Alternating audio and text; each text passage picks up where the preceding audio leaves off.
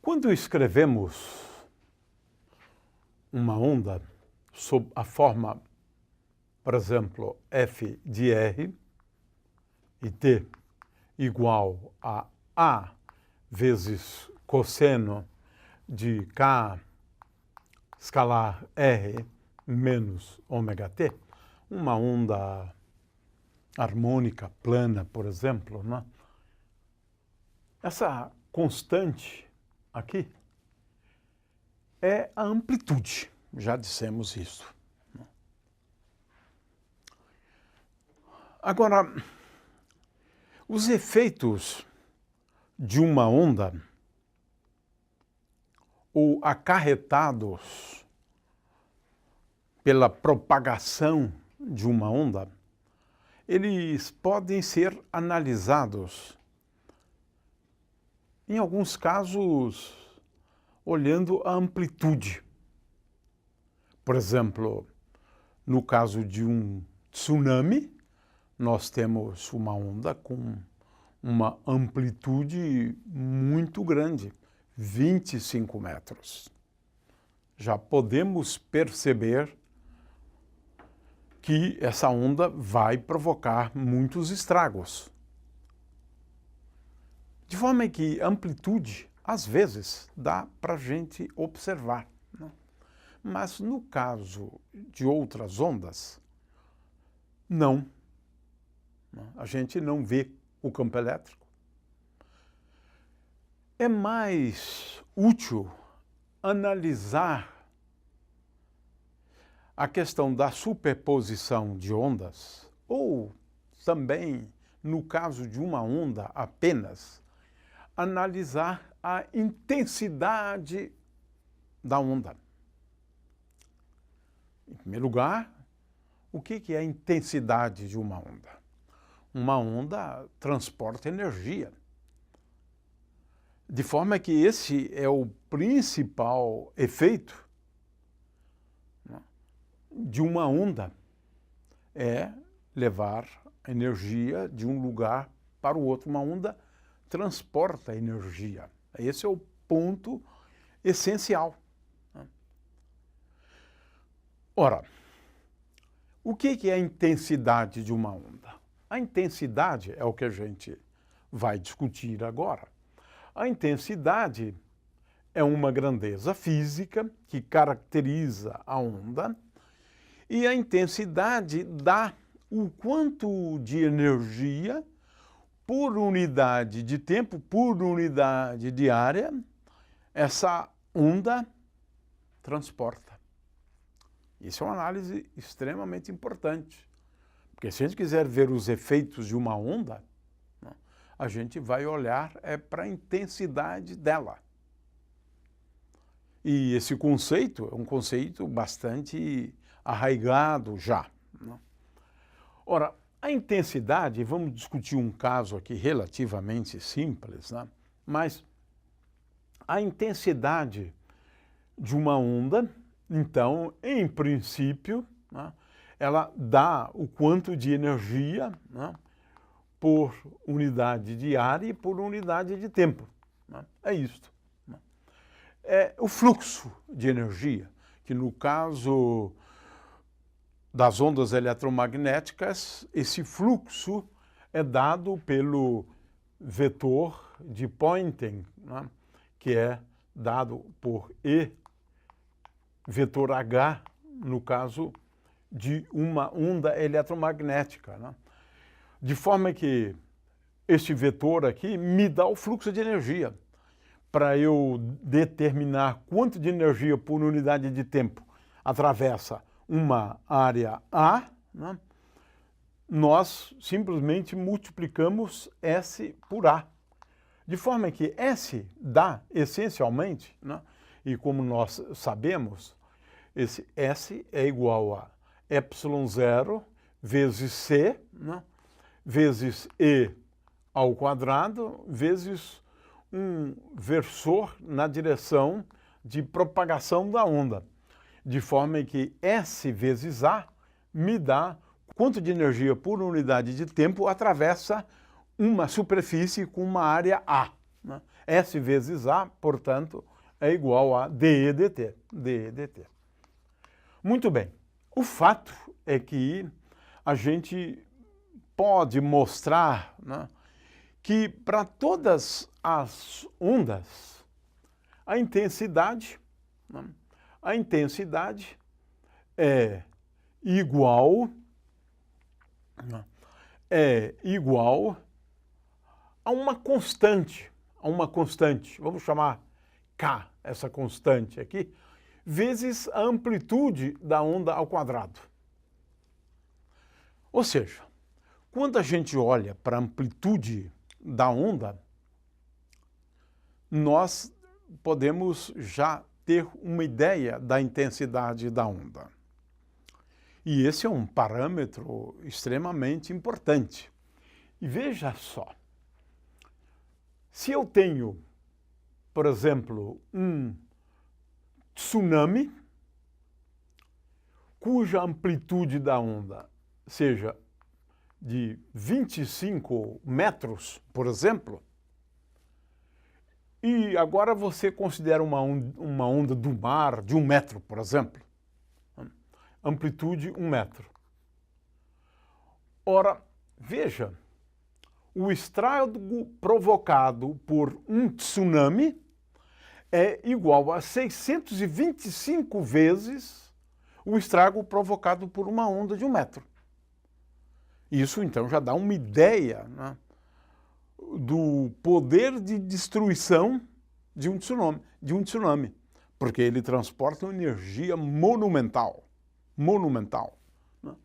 Isto porque a intensidade, o quanto de energia, né, por unidade de tempo, por unidade de área, é igual a ao quadrado. Né? Por exemplo,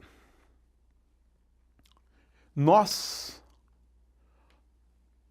em geral, nos referimos à intensidade das ondas sonoras. Se a onda sonora tiver uma intensidade muito pequena, a gente não consegue ouvir.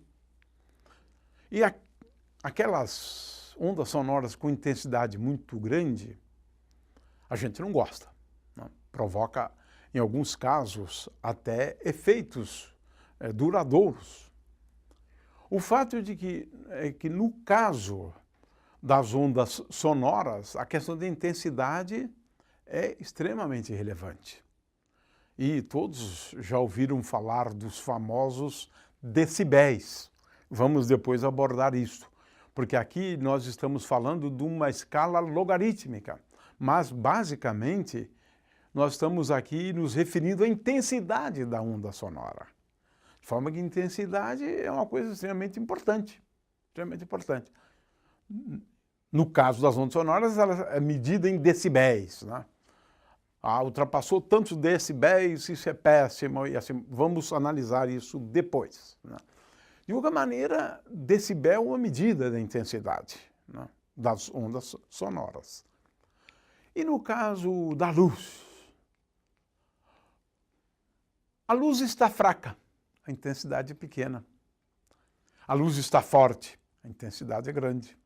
A intensidade da qual nós vamos falar agora é uma intensidade definida para ondas eletromagnéticas, para luz de uma maneira geral. Né? Essa intensidade se refere à incidência oblíqua, ou uma incidência de tal forma a que ela seja perpendicular à superfície. Ou seja,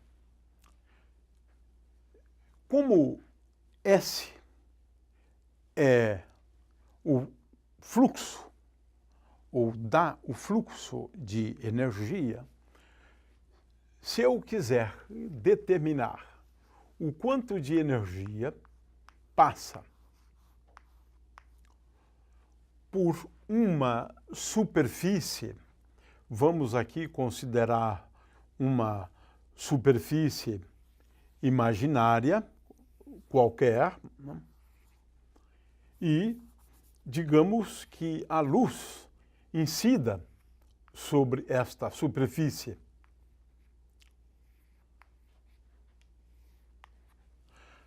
Ora, se essa é a direção e se n é a normal da superfície, então dE dt é dada pelo fluxo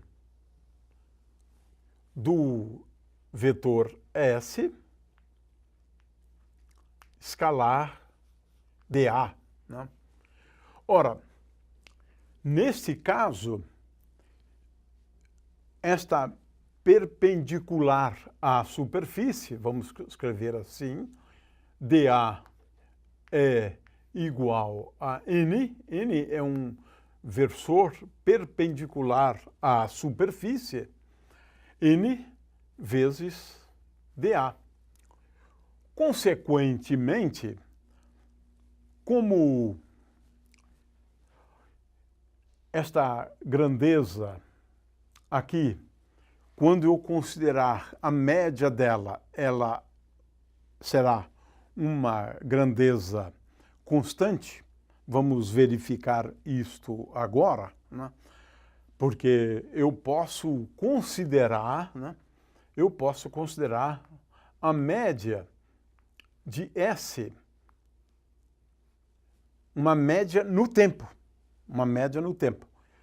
dada por integral de ε0 vezes c vezes e ao quadrado dt de 0 até o t, onde t é o período, dividido por 1 sobre t.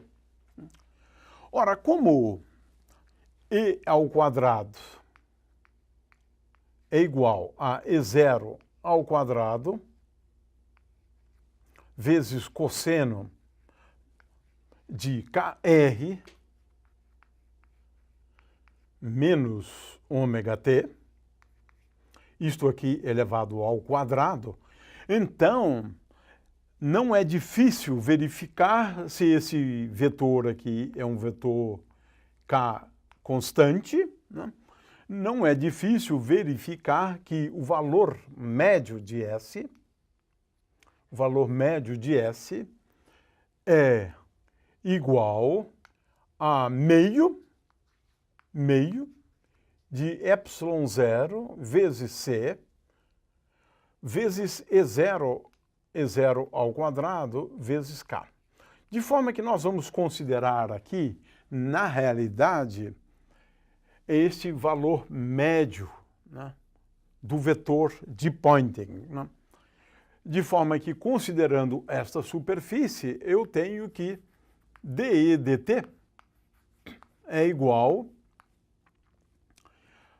a área, já que agora isto aqui é uma constante, então é ε0 vezes c vezes e0 ao quadrado dividido por 2, né, vezes a área, e agora eu tenho aqui K escalar N. De forma que o quanto passa de energia também depende da posição relativa desta superfície. E é claro que se essa superfície for perpendicular à normal, for perpendicular a N, não passa energia alguma, é claro, porque eu coloco essa superfície aqui, praticamente a superfície como sendo paralela a superfície como sendo perpendicular a N. De forma que, se K e N forem paralelos, isto aqui me dá 1, e se K e N forem perpendiculares à superfície colocada assim, nós temos 0. Então, veja que depende da posição relativa, né? De forma que, se nós estivermos considerando uma superfície perpendicular à direção que incide uma onda eletromagnética, Então, agora nós estamos falando do que usualmente denominamos de intensidade da onda eletromagnética. Veja que eu considerei o vetor de Poynting, tomei a média no tempo do vetor de Poynting, né? E agora a partir do vetor de Poynting eu posso determinar, né, quanto de energia por unidade de tempo passa numa determinada superfície de área A, né? Ou seja, acabamos de verificar aqui que dE dt dividido pela área, no caso da incidência tal que o plano está perpendicular à direção de propagação da luz, né? 1 sobre dE dt é o que nós chamamos de intensidade, e a intensidade é igual a ε0 vezes C vezes E0 ao quadrado dividido por 2. Ou seja, a intensidade de uma onda eletromagnética da luz, ela é proporcional à amplitude, é o E0. O E0 que está aqui é a amplitude. Acabamos de provar a nossa proposta ou a nossa expressão, né, no caso das ondas eletromagnéticas. No caso de outras ondas, dá um pouquinho mais de trabalho, mas também vale para ondas sonoras e assim por diante. O fato é que a intensidade de uma onda eletromagnética ou de uma onda em geral, ela é dada por uma constante, essa constante K vezes a amplitude ao quadrado. E esse é o resultado que a gente gostaria de comentar. Eu dou o resultado geral e acabei de demonstrar para o caso das ondas eletromagnéticas esse resultado geral.